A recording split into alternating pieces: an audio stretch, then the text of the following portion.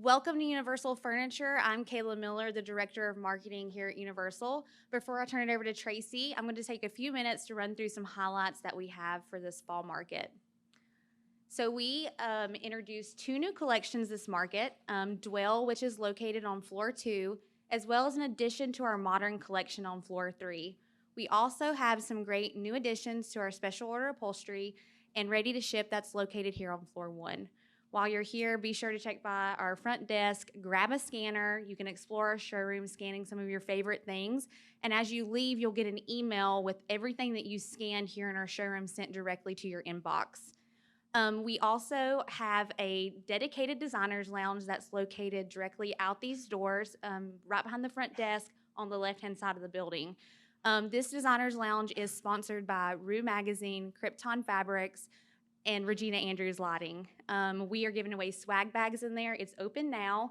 You can grab a drink, relax, get a hair touch-up, and just get caught up on emails, chat with friends. Again, it's just a dedicated space for designers here in our showroom. I just want to thank you again for joining us and help me give a warm welcome to Tracee. Thank you so much. Welcome, everyone. Happy market. This is so exciting. I'm happy to see so many familiar faces in here, too. So this is a great topic, selling luxury. How many people in here currently consider themselves selling luxury? Pretty good number. But I will argue that all of you are doing it because interior design is inherently a luxury service. So it doesn't matter where you think you are in terms of low, medium, and high. We're all selling in the luxury market because that's what design is, right? So that's important to kind of keep in mind as we go through the class today, is to keep in mind that you can take pieces and parts of this and apply it to your business no matter what your business model is or what level you're selling at. But as designers, we're all selling luxury. So enjoy.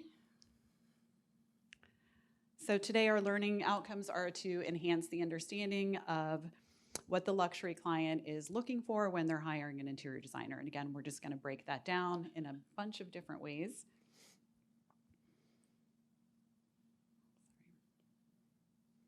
We're going to cover the psychology of selling luxury as a whole, right? So that's like our big overarching topic today.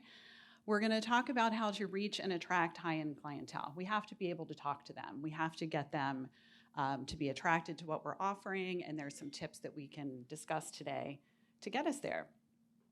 We're going to learn the key ingredients to building relationships with wealthy clients. We know that relationship building is huge in every aspect of our life, and it's no different here. And of course, how to nurture these connections, because we need them to last for quite a long time. So it's important to nurture those as we go along. So again, my name is Tracee Murphy. I'm the CEO and principal designer of Trademark Interiors. We are a boutique luxury interior design firm in Sarasota, Florida. We work on a plans to pillows process is our trademark. We're a team of 6, and we work on about 15 to 20 projects at any given time. And our clientele definitely fits into the luxury market. And we have also recently rolled out the designer launch, and that is a platform for interior designers for their IDCEC approved classes for your professional affiliations or state licensing. So it's definitely in its infancy, but we hope you'll check it out. We just rolled out with 6 classes. This is one of them, but we'll be adding as that goes on. So how did I get to become someone to talk about psychology? Well, when I went to college way back when, I had no idea what I wanted to do, and my dad made me take some business classes. And fun fact, I got a D in public speaking. So it kind of discouraged me from the business track, but I've come a long way. And I eventually just fell in love with psychology, and I followed that path and actually did a minor in marketing, a major in psychology, and then worked in that field for a while.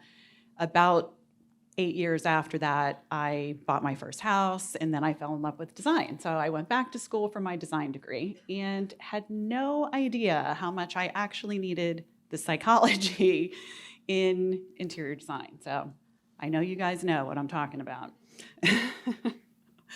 So what is psychology? I'm sure you're all familiar with the term. You've all kind of have a general idea of what psychology is. And it's really about connecting human moods, behaviors, and emotions. Like we're really trying to figure out, why are we thinking and acting a certain way? What is behind that? And that's really what psychology is kind of that study. It's fascinating. And today we're really talking a little bit more about sales psychology specifically. So it's the practice of studying how people think, feel, and behave to influence how they purchase. And that's purchasing your service, purchasing your products, but we're really trying to figure out what's motivating them and to really, drive home on that for our businesses. So psychological selling draws on what we know about social behaviors and how the brain works to influence a buying decision. And it's really interesting. It sounds kind of complicated and science-y when you say it that way, but at the end of the day, you'll see that there's a lot of things that you're going to be like, oh yeah, that sounds familiar, or, oh, that makes sense, but maybe you didn't kind of connect the dots that was part of your sales process or technique. So some keys to success that we're going to cover today is, what is luxury to your client? Understanding the mindset of selling, communication is key, and conflict management. Unfortunately, we have conflict in our lives. We actually do have a class on the psychology of conflict management tomorrow if you want to come see it. But that's a big topic, and it's something that we have to deal with in our personal lives and our professional lives, and it's important to handle it, with a mindset for success. So here is a really big checklist on how to sell luxury. So there's a lot of things we're going to go over here, and this is just like a good little checklist to kind of keep in mind. Good screenshot for you guys to take when everything populates here. But first, we're going to talk about money talk. How many people in here are really comfortable talking about money with their clients? Yeah, some. Not enough, though, right? Because, again, we're selling luxury, and it costs money. And so we have to be able to talk to our clients about money. And something that I learned a long time ago, which really made it very direct and very easy for me, is the phrase called pass the salt. Has anybody ever heard of this? Like, that's how you talk about money. It's just like saying pass the salt. How much do you want to spend? It's a very simple, direct question that gets the conversation going for your client. So if you just kind of keep in mind it's just a question, there shouldn't be, there's a lot of emotion tied up with money, but it's important to get the money talk out front, especially for this clientele, because they're used to spending money for luxury. They're used to managing their money, and they kind of want to know, what is this going to cost? So those are really good first questions to get going in your process. We must earn trust. We all know that trust is earned. It is not given. So there's several things that you can do along the way. One is showing authority, expertise, and credibility. That's a step towards earning your client's trust. And that means you do things like showing up here today, showing up at market, learning about the industry, knowing what's happening in the marketplace, listening to your clients. Anybody in sales or that's been in sales knows that sales is more about listening than it is about talking. So it's important to remember 2 ears, 1 mouth rule, that listen twice as much as you talk goes a long way. Understanding their lifestyle, a little easier said than done sometimes, but trying to get into the mind of how they're living in order to be able to sell to them and speak their language. Practicing effective and strong communication, that is paramount. I'm sure you guys all know this already in your business. That goes for your employees, goes for trades, it goes for clients, all of the things. If we're not communicating, things always get muddy. So it's important to have that really defined. Building a strong, professional, trusted team. So that is really important, because you can say to your client, we get questions all the time like, well, do you know how to build this wall? No, but I have somebody that does, and I trust them and I know them. I've worked with them for X number of years or what have you. So clients feel really comfortable once you start saying, I got you. We have all the pieces to the puzzle here. Well, don't you worry. Just making sure that they know that you have the resources available, because you can't do everything. They think you can, but you can't. Next, we want to appeal to quality, and that's, you kind of think most people want quality at every level, but that's not necessarily true. Some people like disposable things, but at the luxury level, they are really looking. They're putting this money out. They want something to last, so we have to speak to quality on a regular basis. Anticipating needs, that's kind of getting in a mindset of our clients and understanding what they're looking for and how they live so that we can kind of get one step ahead of them sometimes. That's usually in communication. We need to demonstrate a solid understanding of quality and luxury products. Again, you're here, congratulations, you're at market, you're gonna learn all kinds of great things about what you're gonna be selling, and that's gonna help you, tremendously in the sales process. Customization is really important for this clientele. Not that every client wants everything custom, but to know that it's possible and they can get exactly what they want and that you know how to find it is just a great tool to have in your toolbox. Most importantly, it's all about them. Make it unique, make it special. They should feel like they are literally your only client. That's it, just them. You're the most important thing. And we love to make our clients feel that way. They get excited. We're like, yeah, we're not doing anything else. Just you. Okay, what is luxury? Anyone? Anyone want to answer what is luxury? What? What somebody feels? Yeah, exactly. Anyone else? No? No one knows luxury? Yes, it's definitely a level of excellence. Quality. It's also the state of great comfort and extravagant living. It's one way to define it. Great ease of comfort or rich surroundings. Something desirable, but costly or hard to get. Something adding to pleasure or comfort, but not absolutely necessary. One, I think that's interior design as a whole because, they can do it without us, but it would be terrible. But, we're luxury. We're adding to the pleasure, we're adding to the comfort. And my favorite example of that is I don't need a private jet to get from Florida to here, but it sure would be nice, right? It would be awesome. And that's the part of luxury that we need to understand when dealing with our clients. So when finding out what luxury is to your client, we already touched a little bit on quality. We're just going to drive that point home. Quality is really key in this process, but as a client walks in the door or you walk in their door, you're going to notice something right away about them, right? So you're going to be able to figure out if their version of quality or how they value it based on, are they more externally focused or more internally focused, right? Are the clients pulling up in the Rolls Royce with the designer bags, the watches, and all the stuff that you're can pick out each designer on every article of clothing? Or, are they pulling up in their, Honda and, ripped jeans and they're just low-key casual? Both of those people are in the luxury market. They just value different things. So some people want the very flashy pictures and the cars and all of those things, and other people just want cozy, safe, comfortable living. The example of this that I heard years ago is Warren Buffett's house that he bought in 1958 or something like that. Have you guys heard this story?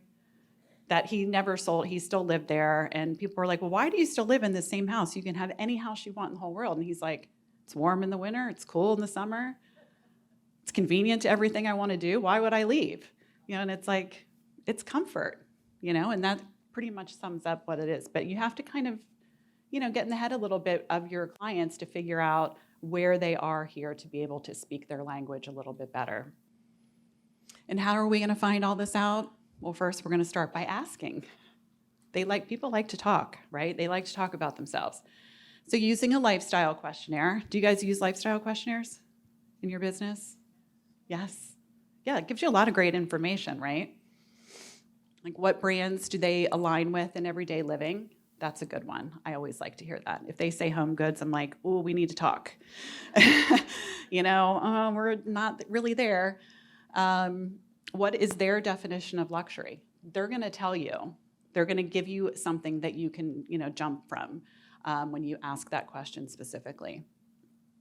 Talk about budget. However, call it investment. We often use budget internally and investment externally in conversation.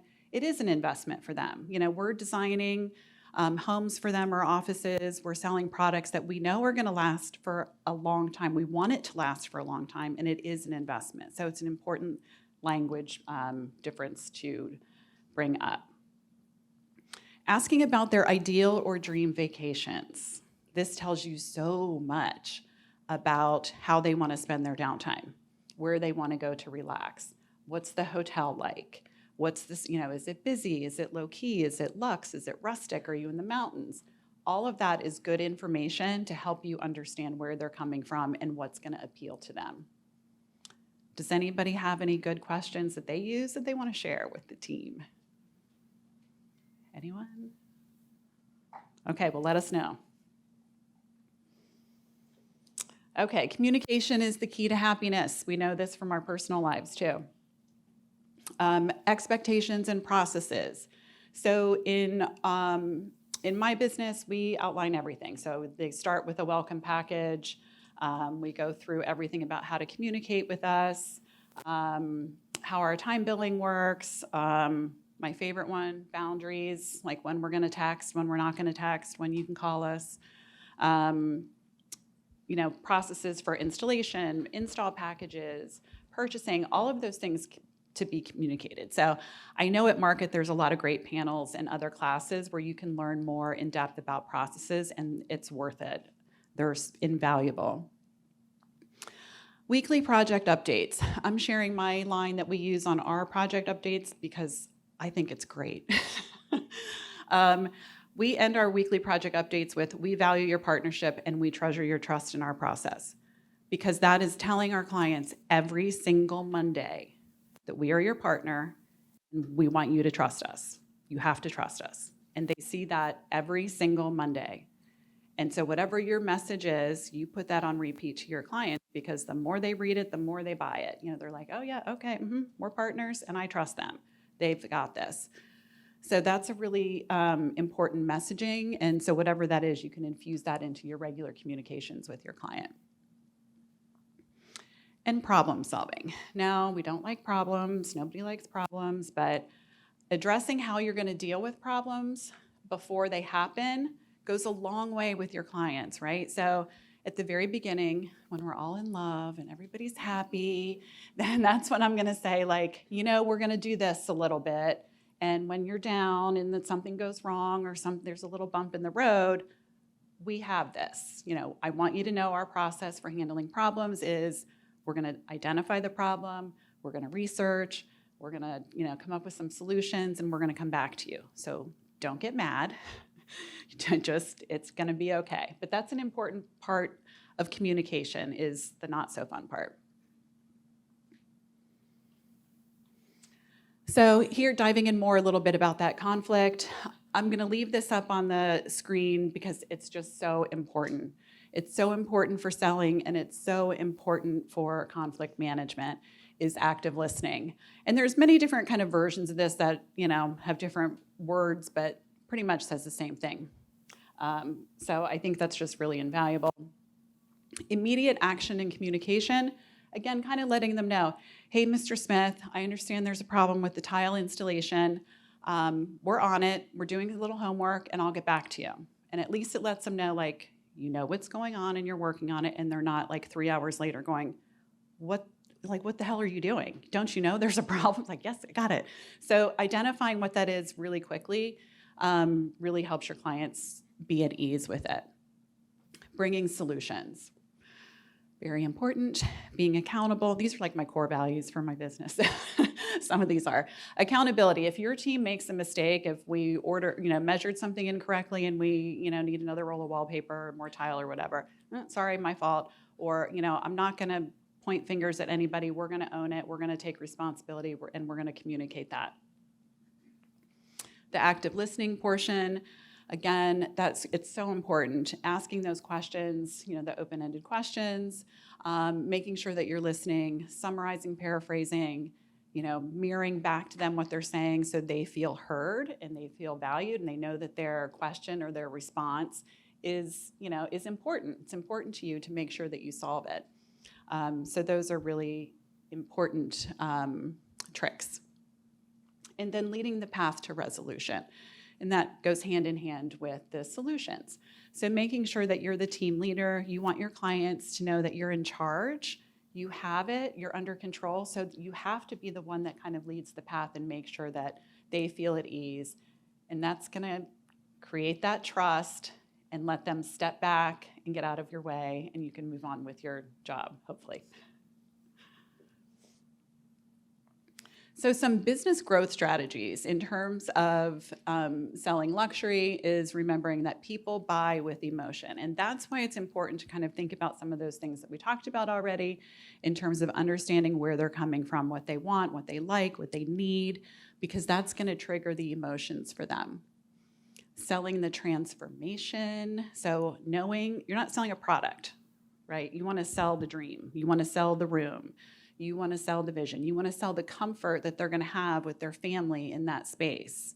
That's what you want to sell. We're not selling like, oh, okay, here's this really pretty chair. You should have this. It's the dream. Solving problems and selling dreams is, the higher level,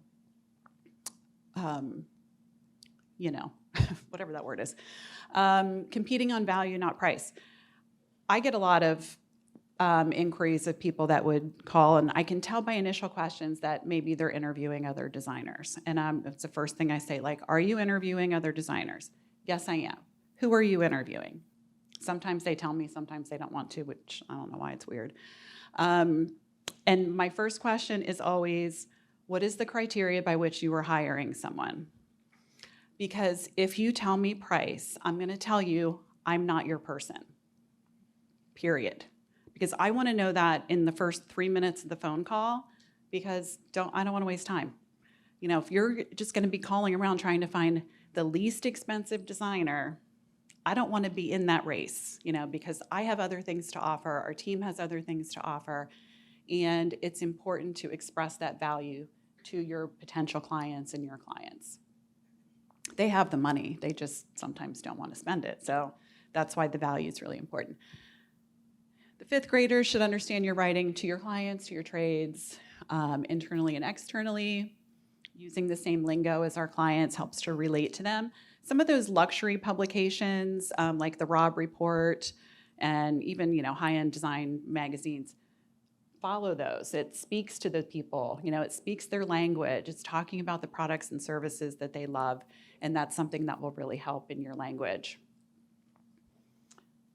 For business growth, you start growing your business by saying yes to a lot of opportunities. I know I did. I was like, yep, I'll do that, I'll do that, I'll do that. And then eventually you can, start to back off and really create your ideal client and your wish list and to be able to fine tune that. So that's an important aspect to remember. One of my favorites, it's okay to not engage with or to fire clients that go sideways. They don't like your process. They decide they want their own process and they want to tell you how to run your business. Goodbye. They can go away. That's not going to help you sell your luxury. It's not going to help you be successful. So it's okay to just part ways and do it as amicably as possible. And then ultimately, as we go on, we want to charge more to deliver more value. Us as designers, every single year that we're here and we're doing this, we become more valuable. We're smarter, we've learned more, we've had a lot more, things happen during the year. We've learned more about product, we've learned more about construction, we've learned a lot more about business. We have more to offer every single year.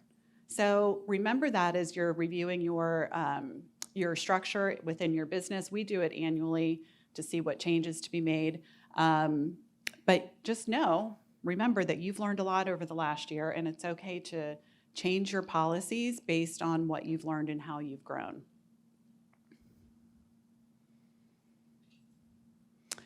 Okay, 10 key ingredients to attract high-end clients. We want to attract, they have to be attracted to us to even, talk to us, right? So a couple things, define your market. So this is important for you to stay focused. So you need to spell it out. What is luxury to you, and what is it in your geographic area?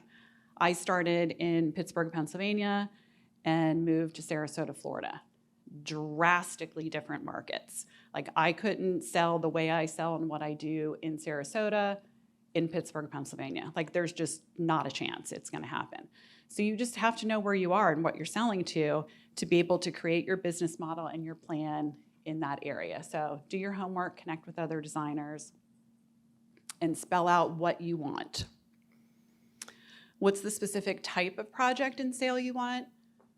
Be very specific. It helps you to, market to that and sell to that. It could be in dollars or square feet. Like, you want, a project that has to be 5,000 square feet. It has to be X number of dollars in furnishings. I saw Marie Flanagan talk once. Has anybody seen her talk? She's amazing. But she was saying she charges $150 an hour. And I was like, you charge what? Like, that's all? And she's huge, right? But her furniture package is a minimum of $500,000. So she's like, I just don't feel like, where I live and what I do, that I could charge more than $150 an hour, which just blows my mind. But it just goes to show you that there's a lot of different ways that we can work in different areas, in different clients and structures. So be specific for what works for you, and then you'll be able to attract the clients that are really good for your business.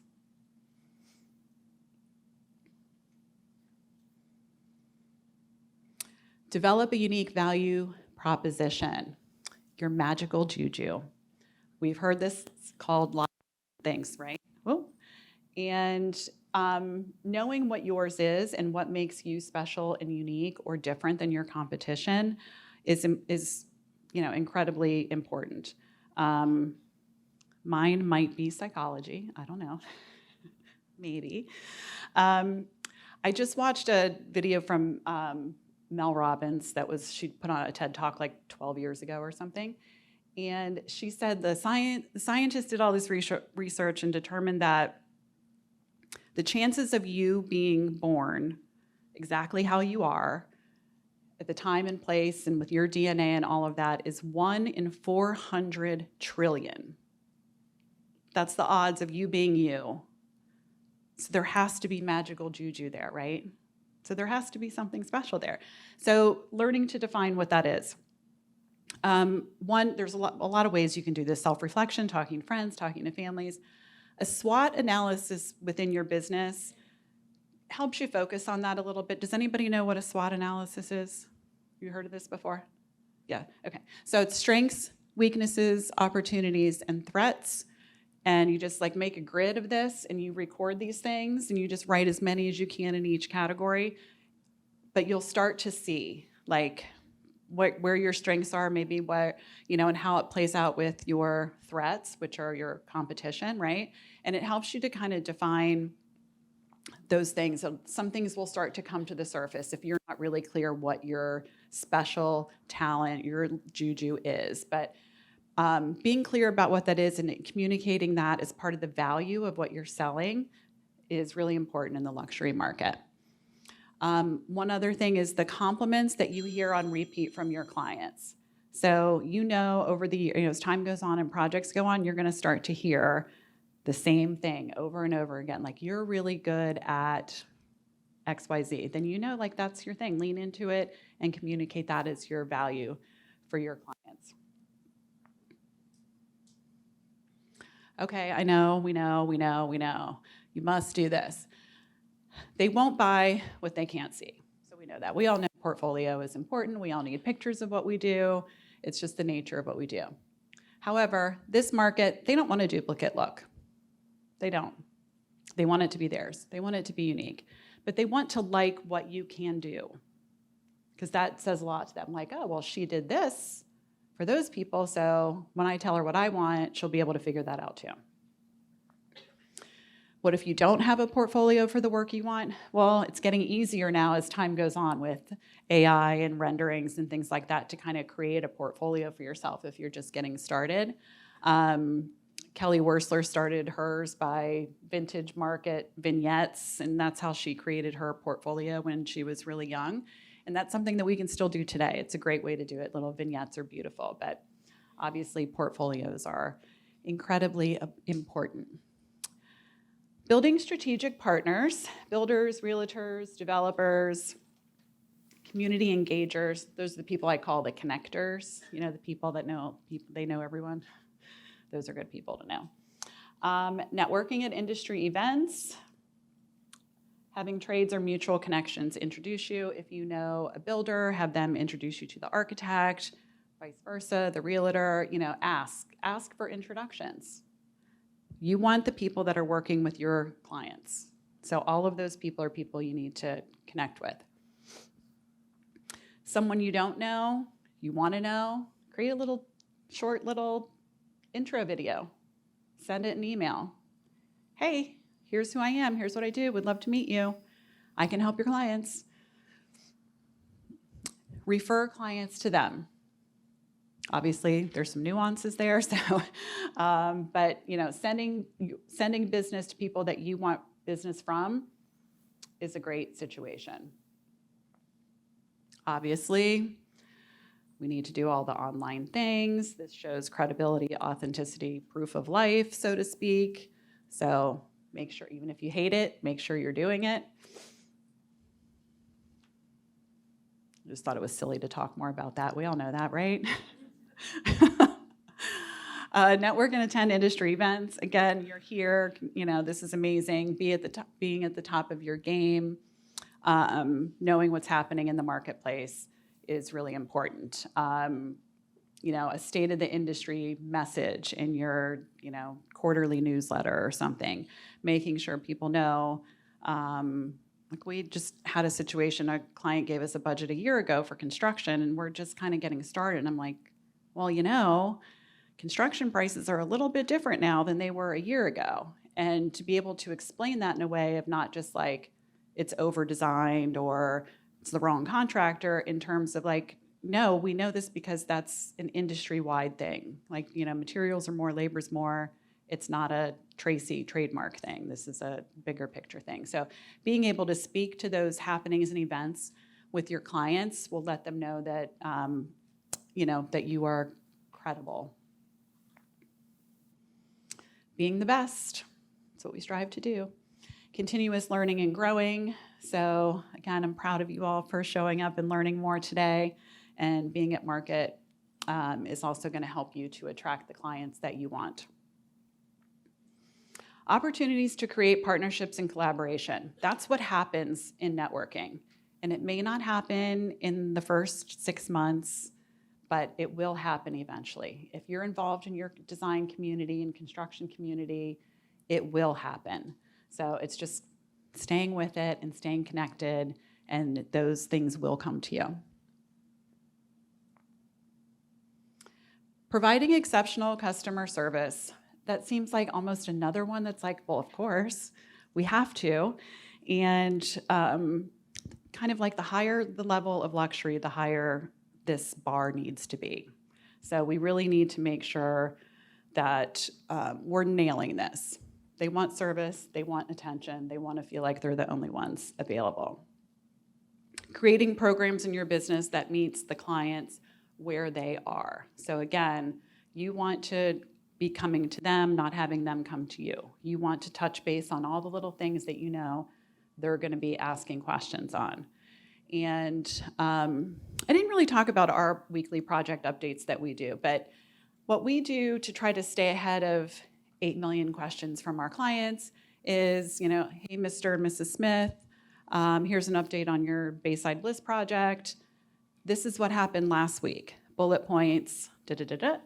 This is what we anticipate to happen this week. Bullet points, and then we end with our favorite line. It's the same format. It's the same thing every single week. Every Monday after our team meeting and we review, we send it off. And what that does is it eliminates the questions that they've thought about all weekend long. Like, oh, When is that coming in? When is this contractor showing up? When's the sofa being delivered? Whatever it is. So making sure that you have systems and processes in place in your business that can really meet them where they are. Leverage PR and media. I know some people in this room that should talk about that maybe, but if you have press coverage, put it out there on repeat. So make sure that your clients know. It should be on your website, it should be on your social media, it should be on your communication marketing materials to new clients. It shows credibility. If you don't have it, work for it and get some help and focus on that. It should be a primary driver within your business to have some press coverage. It's just really important in the minds of the luxury client. You can also reach out to local publishers in your area. So small publications are starving for information and stories. In our community, I know I get phone calls from our Sarasota Magazine or Herald Tribune, newspaper, whatever, and they're always like, thank you so much. Thank you for answering the phone. Thank you for talking to me, because nobody answers their phone anymore, for one, but they need help getting stories too. Like, they need information to feed the people, and people want to know about design. So offer yourself to those publishers and editors looking for content. Same goes for online blogs, vendor blogs, and other collaborations, people that you can partner with. Offering customization and personalization, like we talked about earlier. This, it's a big one. Again, they just want to know that it's possible, that it's an option. Some people want a lot of customization, some people a little, but that knowing about it goes a long way in bringing these clients to you, because obviously they want theirs to be unique. Tailoring the services to them. Again, they don't want you to duplicate a look. They want you to create something very specific for them, and customization is one way to do that. And of course, if you have a question for them, we ask them what they need. And then maintaining relationships and seeking referrals. The best clients will come from the best clients.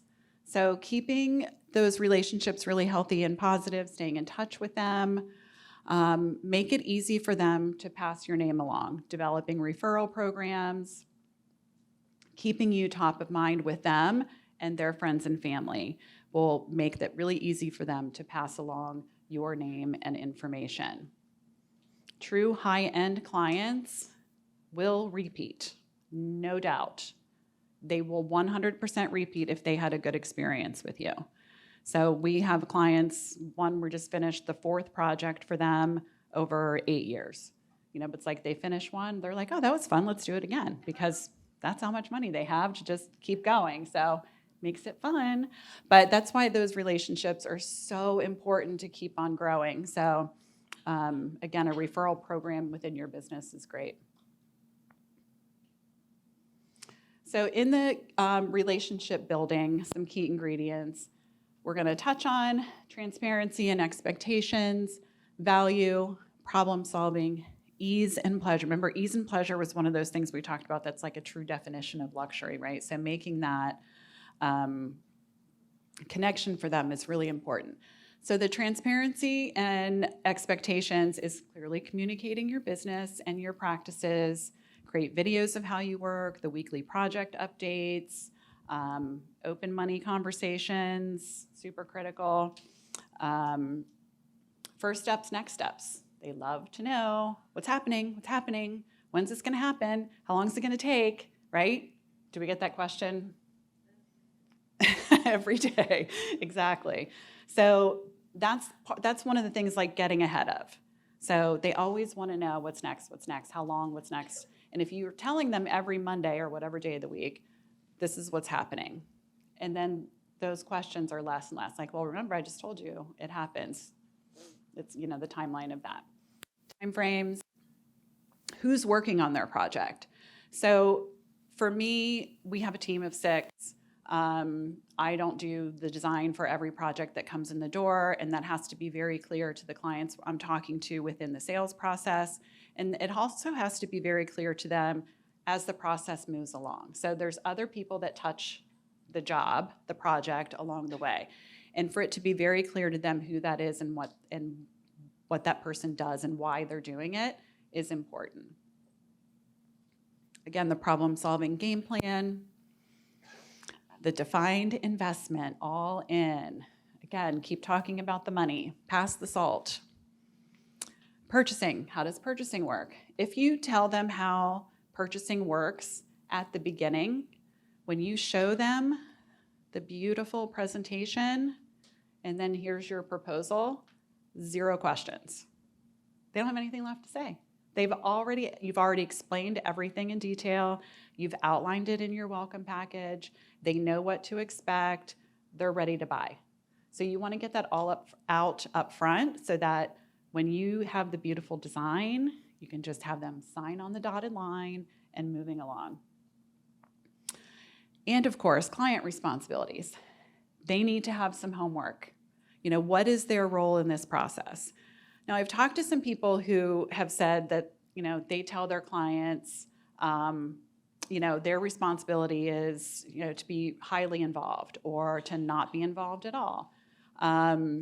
What kind of inspiration they need to provide, what kind of feedback, what are the timelines for approvals or changes and requests and things like that. So they need some, homework, they need some responsibility in these projects, and you need to outline for them what that is exactly. For us, it's less is more. Less involvement is better. The value, what are we bringing to the table? Why is that special? What is your magical juju? Why is your service better for them than Susie Q down the street?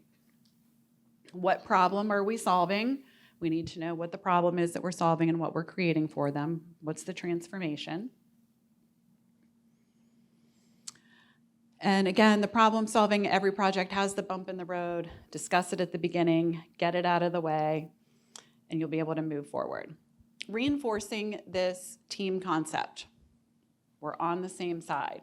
So I'm sure you guys have I've had it a bunch of times over the years of like a client coming at me like with a problem, like it's not my problem, And I'm like, well, wait a minute. I'm actually on your side. I'm the one that wants this project done just as much as you do. I want it to be just as beautiful as you do. Like, we have the same goal here. And sometimes they forget. They get a little lost.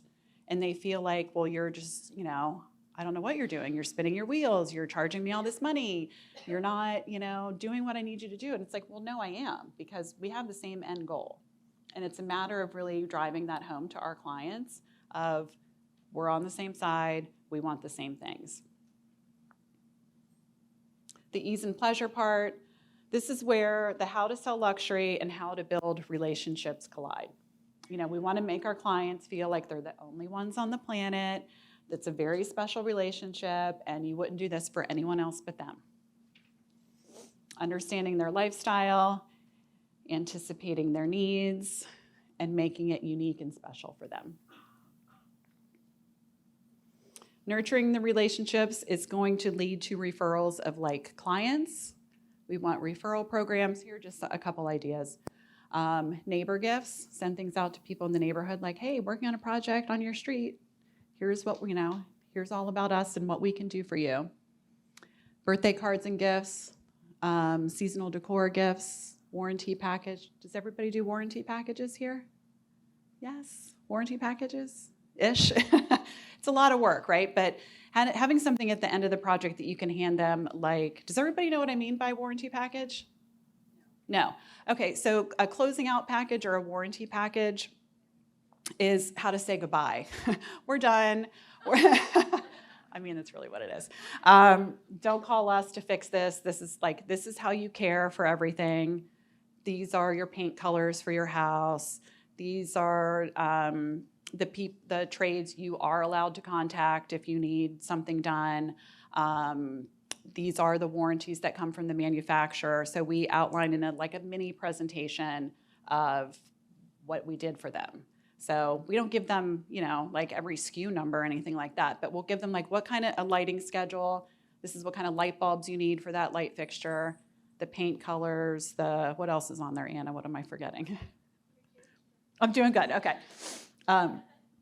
Yeah, just the product information for furnishings will show presentation by room, and it'll just say care instructions, like that fabric is spot clean only, this fabric is whatever, and then it just goes by page. So when they call you a month later, like, we spilled red wine on the sofa, and you're like, it's in your warranty package.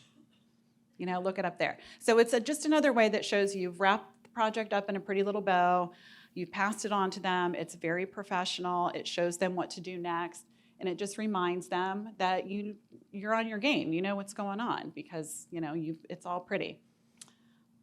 They have all the information they need, and that goes right along with the punch list is in a timely manner. Anna, our operations manager, as soon as we install our projects, it goes from the designer's list to Anna's list, and Anna is the one that makes sure that all the punch list items get resolved immediately if there are any, and to make sure, like, if there was one lingering delivery left or something like that, she's in charge. It's off the designer's plate so they can move on to the next project. So it's just a great way to kind of like, Mr. and Mr. Smith, Anna is now your person. She's going to handle any of those lingering details. Feel free to reach out. The designers love that when it moves from their plate to Anna's plate. Okay, we did it. We made it. Here we are. So the psychology of selling luxury is all about understanding wants, needs, and motivation, figuring out what luxury is to your client, understanding this mindset to sell, communication, conflict management. Come see us tomorrow. We'll tell you a lot more about that. And relationships. So all very, very important stuff. So today is an IDCEC approved class. So if you need credit or want credit, Anna has the sign-in sheet. There is actually a QR code that you can scan. If you have the app open, you can scan that directly. But does anybody have any questions? Yes. I have a front load question. Do you have a microphone? Sorry, go ahead. I have a question regarding beginning the project and ending the project. So initially you said you asked over the phone, are they interviewing another designer? Yes. So my question is, why do you ask that? Because that seems a little perhaps off-putting to the client. But I know you felt like, why don't they tell me? And then the second part is referrals. How do you, I'm sure, do you ask for them, and how do you do that, and how do you navigate that? Very good questions. I don't specifically ask for referrals, but we just make it easy for them to do so. I don't know does anybody ask for referrals? Some people do, yeah. I specifically don't, but we want to just make everything wrapped up and pretty and professional so that it's top of mind. Like if somebody says like, oh, I need a designer, they're like, well, of course, call Tracee and Trademark. That's who you want to go to. So in terms of the questions when they call, if it's a cold call, like if I'm like, how did you find us? If they say Google, I ask, because they're just calling. They're just shot in the dark stuff. But if they're calling from a client, I won't ask that question. I'm like, okay, I know this is a good referral source, and I'll continue the conversation about who we are. And that's a good point, so thank you for clarifying that. But if it's just like, oh, I don't know, I found you on Google, then I'm like, okay, tell me what you're up to.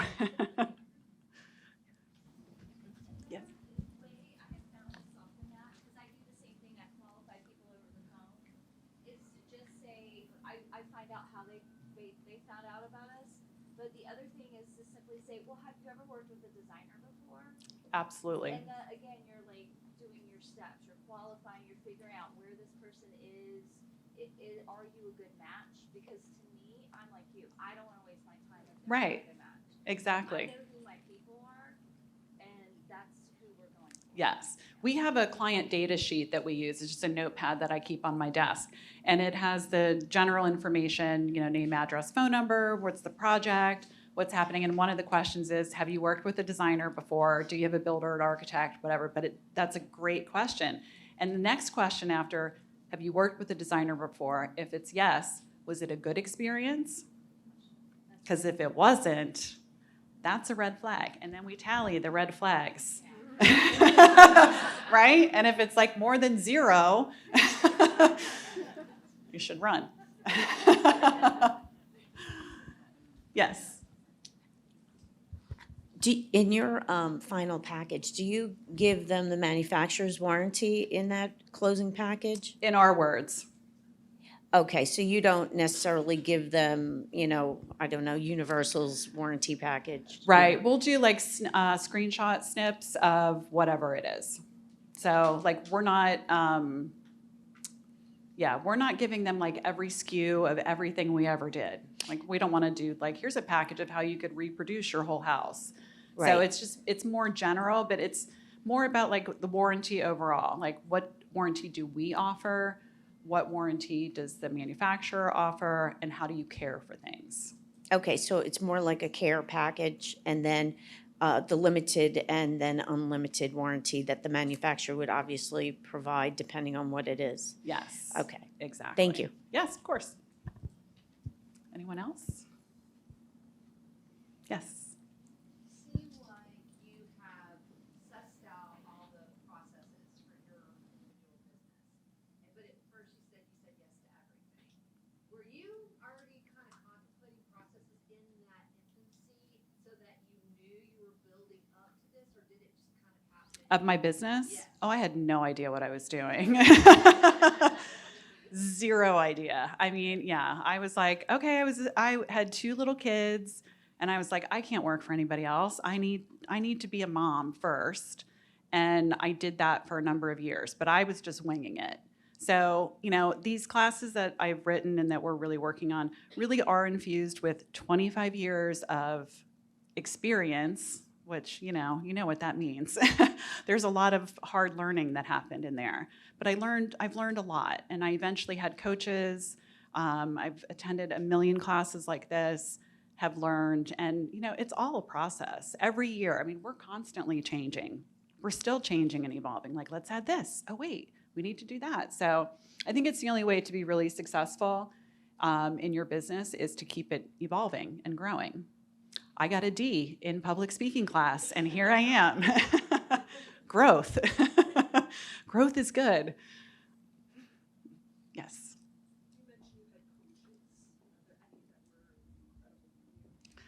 I will tell you one secret, my favorite little trick that I've had that made a gigantic difference in my business. And the best part is that it is free. So write this down if you don't know about it. And it's called SCORE. Does anybody know what SCORE is? Yeah. So Service Corps of Retired Executives. They're all over the country.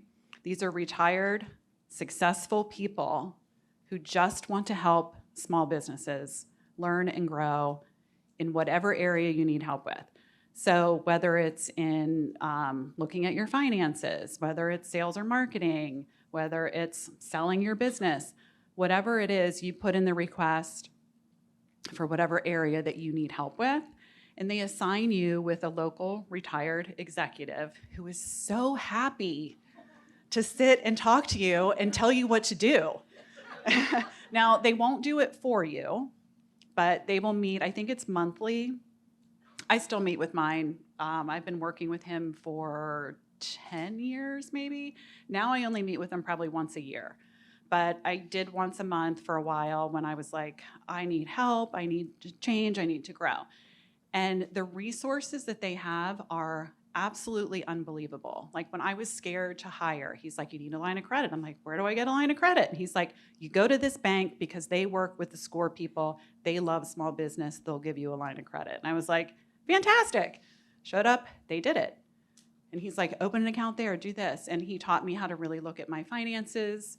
He taught me how to be comfortable with owning a business, because it's scary. You're like, can I pay the bills? Should I hire someone? Do I need an office?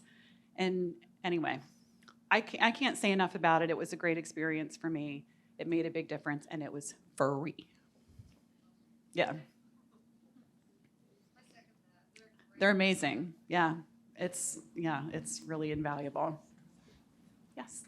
You mentioned before that you surprised that the other designer's success and that she charged 150 plus the volume in product. How did you decide how to charge, whether it was in your previous business with Lily or there at Sarasota? The hourly rate, it's a little bit of a guessing game. So it's a little bit of, let's test this out.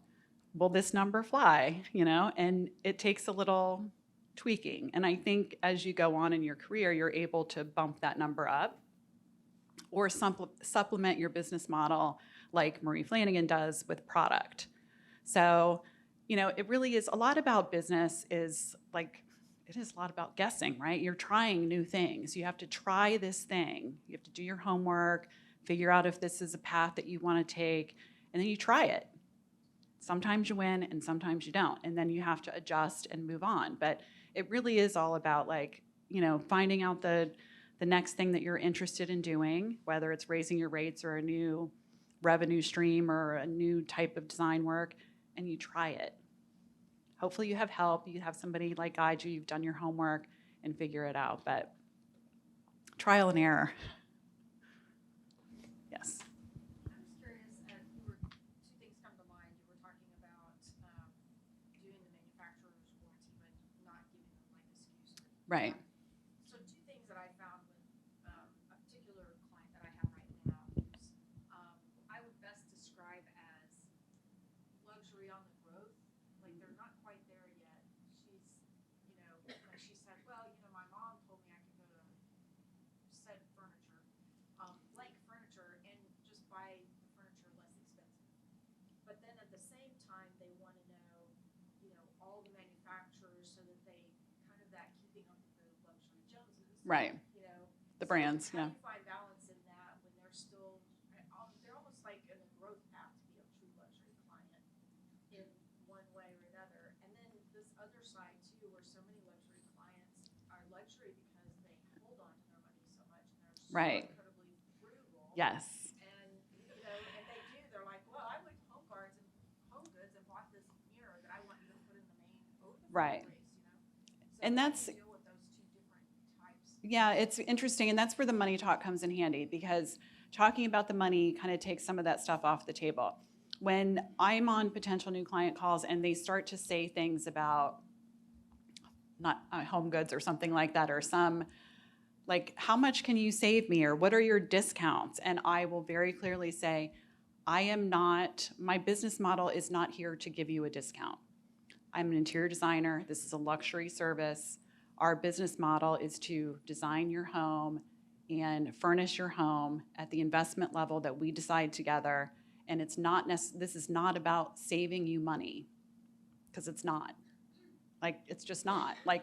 And I think that's the hard thing about our industry, and what needs to change about it is that mindset where the HGTVers or whatever, it was like, what's your discount? What's your discount? It's like, well, this is a luxury service. Do you lose clients saying that? Probably. I mean, because no matter how wealthy somebody is, they don't want to waste money. Yeah, some people just don't. And those aren't my people. Right. So, and that's okay. It's okay if they're not your people. And that's why when we started, we said the luxury piece, this is for all of us. It doesn't matter if you are selling everything from Home Goods. This is still a luxury service. So you have to take these things and put it into your business and then go from there. But for me, for my business, I'm not here to give you a discount. That's not what we do. We work full retail. That's it. If you want to start price shopping, goodbye. I'm out. Yes. Tracee, for those of us who have possibly rebranded from something to interior design, Mhm. we're wanting to get that luxury type, and yet you mentioned earlier when you first started out, you just took, you needed to have something to pay bills. You're Right. not taking- So talk to us about how can you make that transition and just take, be very selective, and yet you still need to Pay the bills. name out there and get money coming in. Sure. And yet you don't want that to be your branding. It's kind of like It's a catch-22 for sure. And that's where those like creating your own vignette portfolio really comes in handy, or creating the look that you want. You can take those other jobs, but you don't want pictures of them. You're going to be like, that's not what I want. Take them to pay the bills, because we have to eat.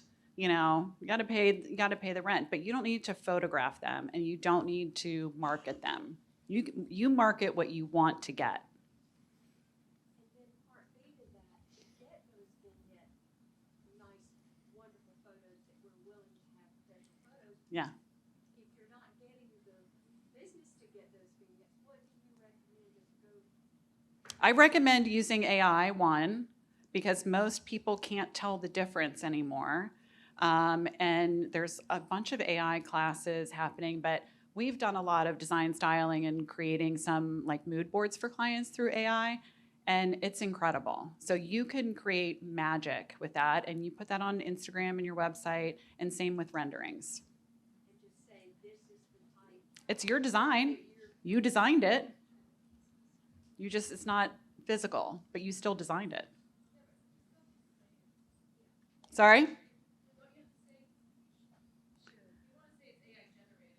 Oh, sure. Like, yeah, I'm just saying, like, you could put it on your website, and you can put it on your Instagram. You don't have, but still, if you're using AI and you're using renderings, you're still in charge of creating that. It's still your design vision, because if you use AI, you have to put in 80 million prompts to get exactly what you want.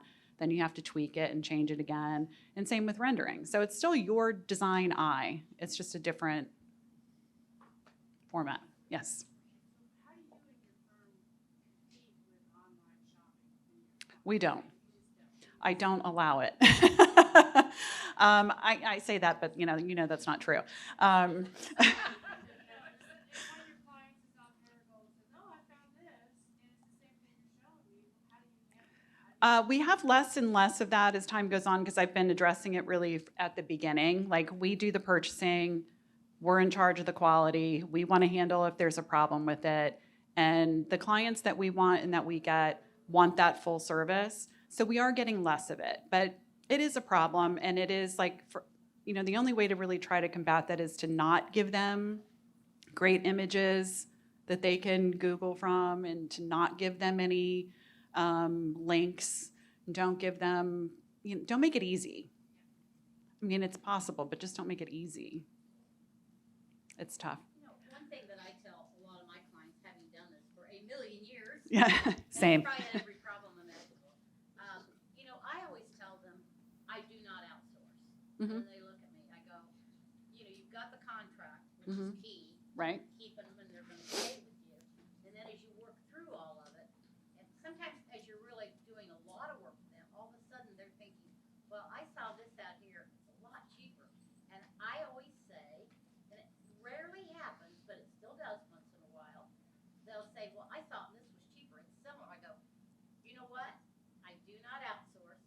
You can buy that for your space, but I don't comment on things I know nothing about. Right. I don't know the value of that. Right, and that goes back to the value But I proposition. don't. Yeah, the value we're providing is that I have a person who's managing all that purchasing. She's handling the shipping, the damages, the returns, the whatever it is And you know the product. Anna's doing, and we know what it is. I can speak to the quality. So it's just a hard part of our industry. There's too much availability. Yes. Oh my God, I was just asked this question by a client I just fired. Not that many. It's a handful over 20 years. And it really is just when they don't listen to how my company works, and they don't want to follow the process, and they want me to do their process. And I just, at this point in my career, will not do it. Like, they want to tell me how I'm going to work, or a piece at a time, and I'm like, we're not set up that way. We're set up for whole projects, start to finish. We get in a groove. We kind of like low involvement from our clients. And so, yeah, it's hard. We try to weed it out at the beginning, but they sneak in because they lie. No, just kidding. Yes. I'm interested if you have any tips or anecdotes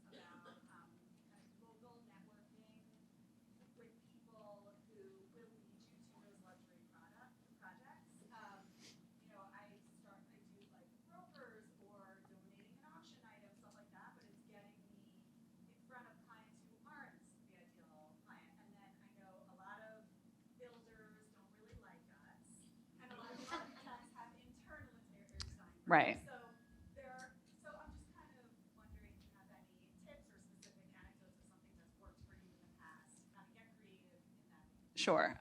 Realtors that you know are selling the price point of the home. So realtors, very specific one, not like all the realtors in that office, but the really high performing realtors are an amazing resource for referrals. And it just like these things take time. Financial advisors in your community, those are good people to connect with. I don't know, where are you from? Oh, okay. So charitable organizations, any board, volunteering on the board level of anything in your community where you're working with people who have a lot of time and money to help charities, those people are fantastic. Yeah, sure.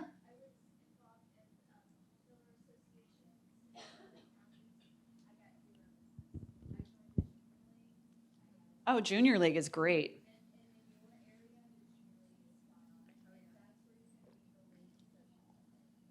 Ladies Who Lunch, yes.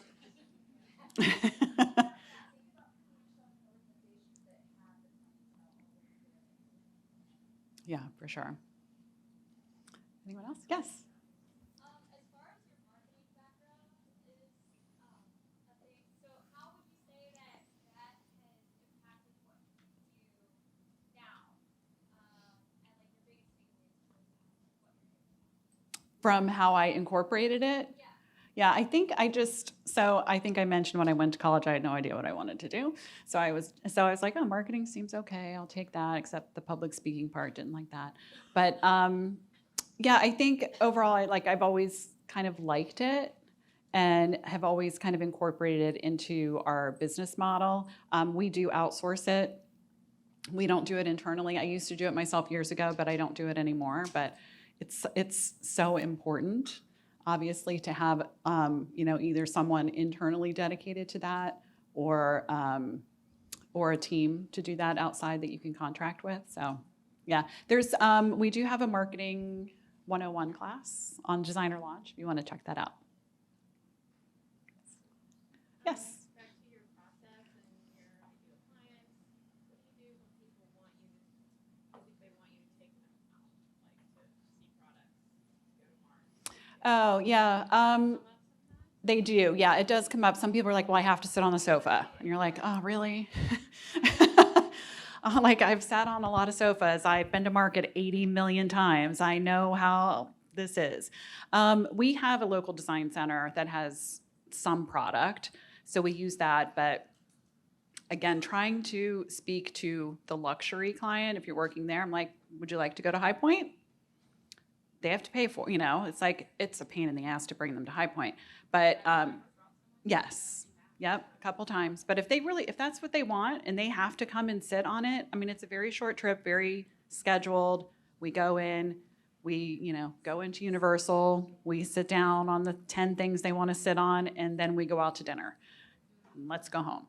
So if they have to, you just say, sure, you're welcome to, but this is where it is. Whether it's New York City, Chicago, Dallas, High Point, your home. I have a question on that.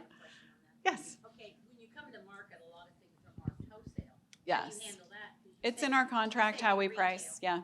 So even though they see wholesale. Yeah, I'll just say ignore the pricing. It's not your price. That's not for you. Anyone Or else? even just seeing the wholesale. Yeah, I don't really. On Yeah. high-end items. Yeah. I just don't care anymore about that, I guess. I mean, I just tell them, they know, like, when people say things to me about discounts or, that price or what are you buying it at? I'm like, I am here to make money. This is why I am here. I love design. I love people, but I am here to support myself, to support my family. This is a business. Like, what business do they walk into and say, oh, and what is your markup? Nowhere ever. Like, nobody's walking into a store and saying that, right? It's crazy that they do it with us. Yeah. Yes. At what point did you pivot to scale your business? Because it seems like you've got a good bit of have a good bit of overhead. I do. The marketing, Yeah. you got somebody you hired to do marketing. Hmm. Your lovely person. Anna, with lovely all the Anna. debacles Hmm. You know, at what point did you pivot because you were raising 2 kids and then all? Slowly, So yeah. like you realized you had to scale this. Slowly, yeah. What was the determining factor? Score. Okay. Score did it for me. I went and I was like, I'm drowning. I want to do this. I don't know how. I don't have any money. I'm in the guest bedroom of my house. I'm terrified. And he was like, well, do you have enough, projects coming in that you're going to be able to bill that salary? And I'm like, I think so. He's like, then do it. And I'm like, but how do I know I can do it? And he was like, this is the fun thing about business. You don't know. Like, then like now you have to cover this salary. So now your sales have to be X number of dollars a month because now you've committed to that. So the line of credit is really what gives you the peace of mind to grow your business.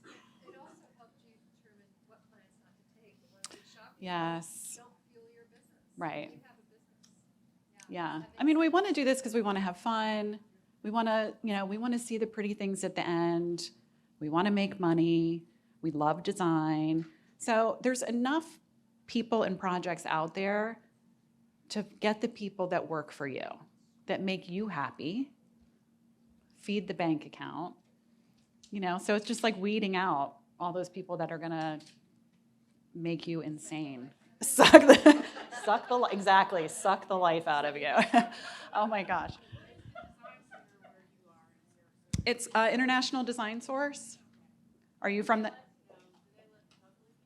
No. Well, they're not supposed to, but. Yeah.